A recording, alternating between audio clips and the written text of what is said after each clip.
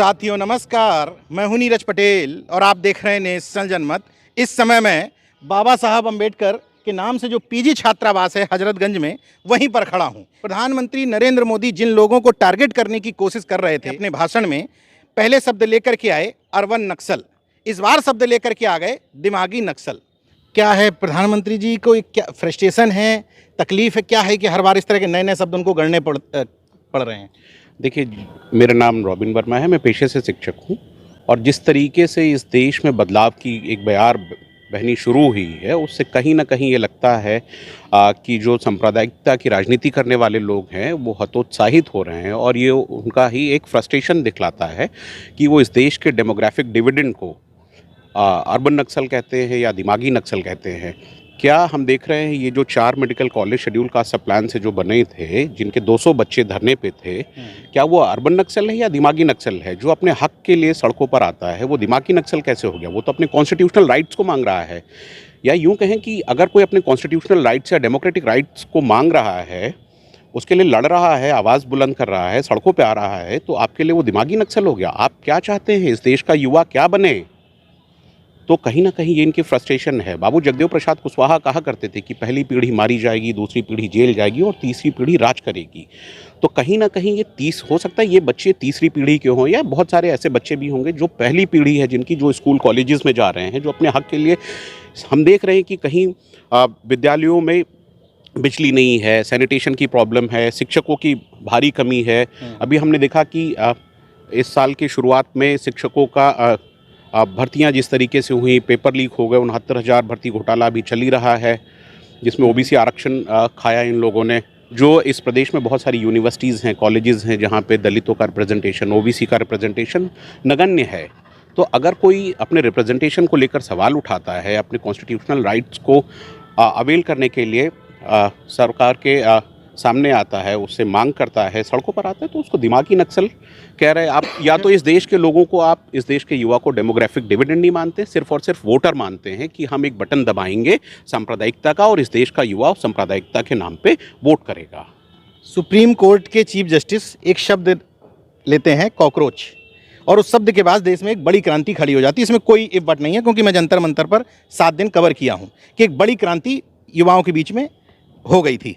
अब जैसे ही एक नया शब्द आता है दिमागी नक्सल, उस नाम से भी एक पार्टी बन गई और उसमें धड़ाधड़ सब्सक्राइबर बढ़ना और सदस्य बढ़ना शुरू हो गए, तो सरकार के लिए खतरे की घंटी है क्या ये? जी बिल्कुल, सरकार के लिए खतरे की घंटी है। कहीं ना कहीं ये जो है उत्तर प्रदेश का इलेक्शन हो या पंजाब का इलेक्शन हो या 2029 का इलेक्शन हो, ये पहली बार वोट डालेंगे, तो सरकार के लिए बिल्कुल ये खतरे की घंटी है। जिस तरीके से हमने देखा कि इंस्टाग्राम पे ये जो दिमागी नक्सल नाम से पार्टी बनी है, कुछ ही दिनों में इसके 2-2.5 लाख सब्सक्राइबर हो जाते हैं, तो ये कहीं ना कहीं दर्शा रहा है कि इस देश का युवा अपने हकों के लिए एकत्रित हो रहा है, एक प्लेटफॉर्म पर आ रहा है जो सरकार से 1 to 1 करने के मूड में है।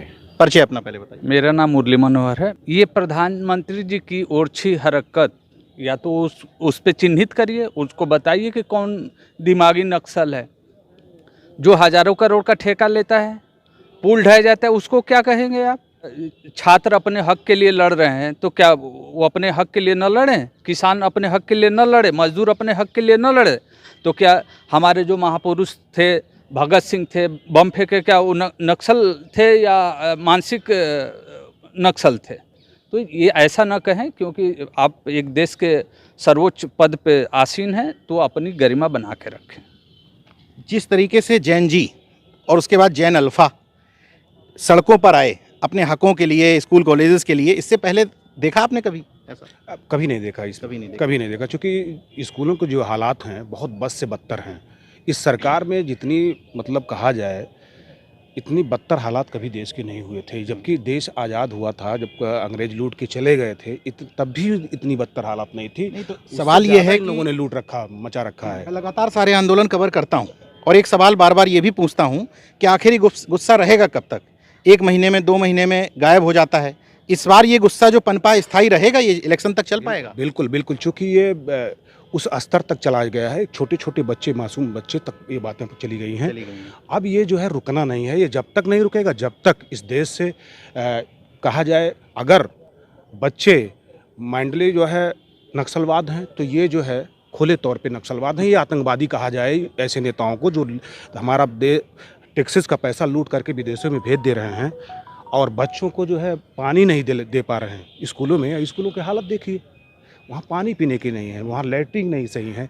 ये शौचालय का इतना ढोंग रचे थे, शौचालयों का क्या हाल है ज़रा आप देख लीजिए। तो अब ये रुकना भी नहीं चाहिए और ना रुकेगा। अच्छा, ये छोटे छोटे बच्चे जो प्रोटेस्ट कर रहे हैं, ये भी इनकी नज़र में क्या दिमागी नक्सल हैं क्या?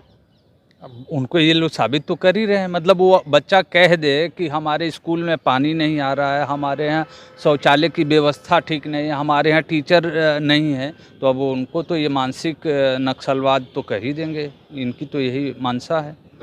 मुझे लगता है कि आज़ाद हिंदुस्तान का पहला ऐसे प्रधानमंत्री हैं मोदी जी जो लाल किले से ये शब्द उनके लिए उनका वो फ्रस्ट्रेशन है। अभी जंतर मंतर पे जो हुआ और लखनऊ में भी अभी कुछ बच्चियों ने कल किया जो प्रोटेस्ट किया है, तो ये इनका जो पहले ही से माइंड सेटअप है इनका कि यूथ, क्योंकि इनका दो ही मुद्दा है कि हम आपको रोज़गार नहीं देंगे। ये आए थे गरीबी हटाने, लेकिन ये गरीबों को ही हटाने का पूरा इनका प्लान। तो अभी जीएनजी रोड पे है, अभी तक हम जंतर मंतर पे थे। नहीं, रोड पे है, जंतर मंतर के बाद भी दिख रहा है पूरे ऑल इंडिया में। अभी पटना में भी आज हो रहा था, आज पटना में भी हो रहा था। तो वो गुस्सा अभी भी बरकरार है। गुस्सा है, जीएनजी में गुस्सा है, और ये गुस्सा तब तक रहेगा जब तक इस देश का प्रधानमंत्री, और मुझे लगता है कि इस देश का सबसे कायर प्रधानमंत्री नरेंद्र मोदी है जो डरता है। सरकार ने जेएनजी के प्रोटेस्ट को हल्के में ले लिया क्या? हाँ, कहीं ना कहीं सरकार असेस नहीं कर पाई थी। सरकार को यही लगता था कि बतौर नागरिक ये अपने अधिकार नहीं मांगेंगे, ये तो हमारे वोटर हैं और वोटर के लिए वो जो करते हैं वो कर रहे थे। लेकिन सरकार को अचानक से ये लगा, अरे ये तो नागरिक साबित हो रहे हैं और अपने नागरिक अधिकारों की बात कर रहे हैं। क्या है परिचय आपका? मेरा नाम अमरनाथ सोनकर है। जैसा कि अभी काफ़ी देर से बात हो रही है कि दिमागी नक्सल वाली बात प्रधानमंत्री जी ने बोल दिया है। बीजेपी के ऐसे कई ढेर सारे मेंबर हैं, जैसे अभी कुछ दिन पहले अमित शाह जी का सालगरह पहले आया था कि उन्होंने बाबा साहब के ऊपर बोल दिया था कि जय भीम आजकल एक फैशन हो गया है, जय भीम जय भीम।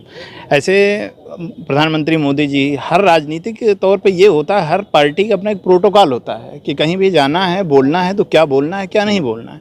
उनको ऐसे शब्द नहीं इस्तेमाल करना चाहिए।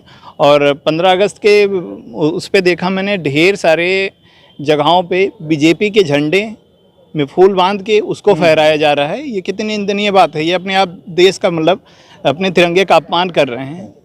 कई ढेर सारे स्कूल आप दिमागी नक्सलवादी बात कर रहे हैं और ढेर सारी बातें कर रहे हैं, विकास पे आप बात ही नहीं कर रहे हैं।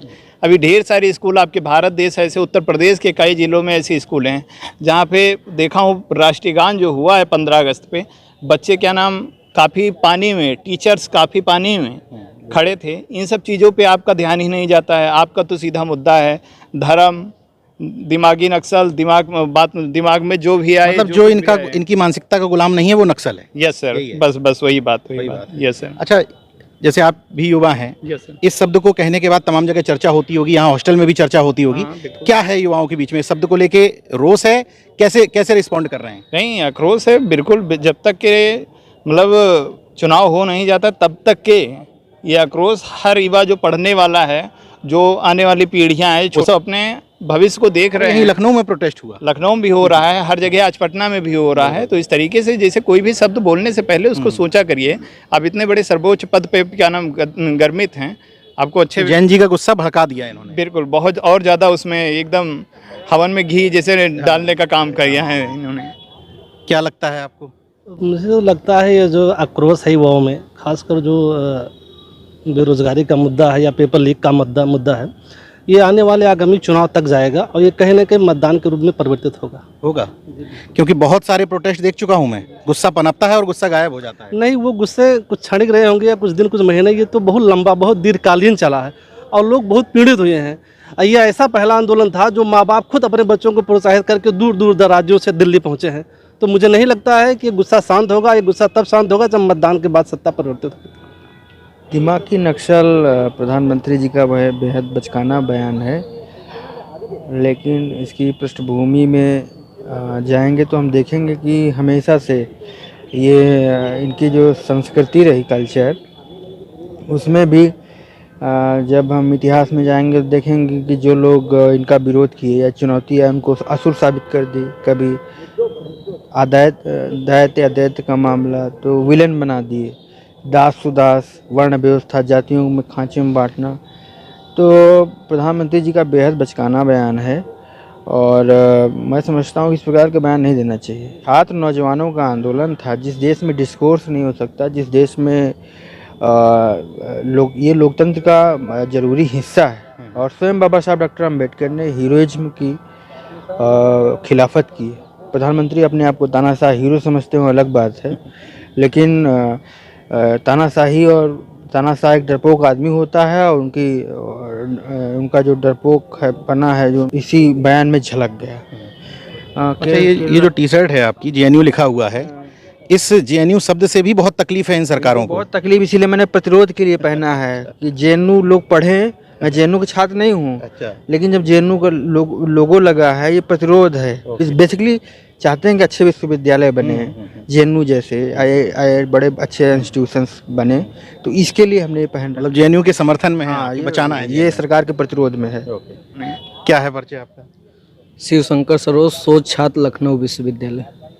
इस शब्द को लेके लखनऊ विश्वविद्यालय में क्या है चर्चा आप लोगों के बीच में? देखिए, लखनऊ विश्वविद्यालय ही नहीं, इलाहाबाद विश्वविद्यालय से लेके पूरे देश में, विश्वविद्यालय से लेके पूरे देश में छात्र जिस तरीके से आंदोलनरत हैं, और ये आने वाले समय में बंद नहीं होगा। मोदी देश को, लोगों को, छात्र को अंधभक्त बनाना चाहते हैं, और अब ये अंधभक्ति छात्रों में, सब में जागरूकता आ गई है। मोदी का अब ज़मीन खिसक चुका है। ये झूठ की जो ये सब गढ़े थे, इनका सारा झूठ अब लोगों के बीच में, छात्रों के बीच में, सभी आम जनमानस के बीच में अब इनका जो चरित्र है वो सामने आ गया है। अब ये जिस तरीके से चोरी, इनका जो झूठ बोलना, सारी चीज़ अब एक्सपोज हो गए हैं। अब इनके पास कोई ऑप्शन नहीं है। ये जो बयान दे रहे हैं, ये इनकी बौखलाहट है, और ये इनकी ज़मीन खिसक चुकी है। अच्छा, अभी एक खबर में देख रहा था कि इलेक्शन से पहले महिलाओं को 50,000 रुपये दिए जाएंगे टुकड़ों टुकड़ों में, तो इस सब का भी कोई इम्पैक्ट नहीं आएगा? क्योंकि देखिए, महिला अलग अलग विषय है। जैसे बिहार में भी हमने देखा, महिलाओं के खाते में कुछ पैसे गए, उसके बाद महिलाओं की स्थिति बदल गई। तो इस तरह का प्रलोभन देंगे, फिर उसका क्या युवा करेगा? देखिए, प्रलोभन चाहे जो दें, युवा एक आप सुने होंगे, जिस ओर जवानी चलती है उस ओर जमाना चलता है। तो जब ये युवा अंगड़ाई लेता है, उसी में सारे माताएं बहनें जितने हैं सब उसी हवा में चलेंगे, और ये सब जो प्रलोभन ये सब दिया जा रहा है, इस सब का अब बेरोजगारी, महंगाई मेन मुद्दा जो है, इस पे भाजपा के लोग, इस पे आंदोलन, इस पे बात नहीं करेंगे। वो सिर्फ और सिर्फ बात करते हैं तो सिर्फ कि हमारी बात सुनी जाए, हम तानाशाह लाएं, शिक्षा को ख़त्म करें, और किस तरीके से और आम जनमानस परेशान हो और हमारी बात सुने। अंधभक्ति में ये लोग परेशान रहे। कुछ कहना है? नहीं, जैसे देखिए, अभी जाति जनगणना की बात हुई, सारी विपक्षी पार्टियों ने जाति जनगणना को एक बड़ा मुद्दा बनाया, और राज्यों में चुनाव हुए, लोकसभा का चुनाव हुआ, उसमें ऐसे लग रहा था कि जाति जनगणना ही एक मुद्दा है। और अभी 14 तारीख को हम देखते हैं एक नोटिफिकेशन आता है जिसमें 40 बिंदुओं पे डेटा कलेक्ट किया जाना है, उसमें ओबीसी का कहीं नाम नहीं है। पॉइंट नंबर 10 पे शेड्यूल कास्ट है, शेड्यूल ट्राइब है, ऑब्लिक कास्ट लिखा हुआ है। तो क्या माना जाए, कहीं ना कहीं ये विपक्ष की नाकामी भी है, जिसके नाम पर विपक्ष चुनाव लड़ता है। 2024 का चुनाव लड़ा, इतना बड़ा मैंडेट मिला उसको, पूरा बिहार का चुनाव लड़ा उन्होंने, मध्य प्रदेश का चुनाव लड़ा है, और उसको एक मोमेंटम उन्होंने बनाया था, फिर वो भूल गए, या शायद वो ओबीसी के साथ ये हमेशा से करते आए हैं। चाहे हमें जब हमारे आरक्षण को लागू करने की बात हो, दशकों तक उसे टरकाते रहे, टालते रहे, और अब जब ये जाति जनगणना शुरू होने वाली है, जाति जनगणना इसे हम ना कहें, ये जनगणना कहें, जो रूटीन जनगणना होती है जो 11 में हुई थी, वैसे ही एक जनगणना है। इसमें इस बार फिर से ओबीसी का कॉलम, इसी शब्द नदारत है, मैंने भी देखा जी। तो कहीं ना कहीं ये हमारे मुद्दों से भी अब मुझे लगता है कि विपक्ष और सरकार दोनों ओबीसी को हाशिए पे ढकेल रहे हैं, और सिर्फ इनको वोटर मानते हैं। चाहे ये अपोजिशन की पार्टीज़ के ओबीसी नेता हों, उनको भी कोई ओबीसी रिजर्वेशन से लेना देना नहीं है। सब अपनी अपनी कंपनियों में मस्त है, अपने अपने नेताओं के आगे पीछे चमका रहे हैं अपनी राजनीति को।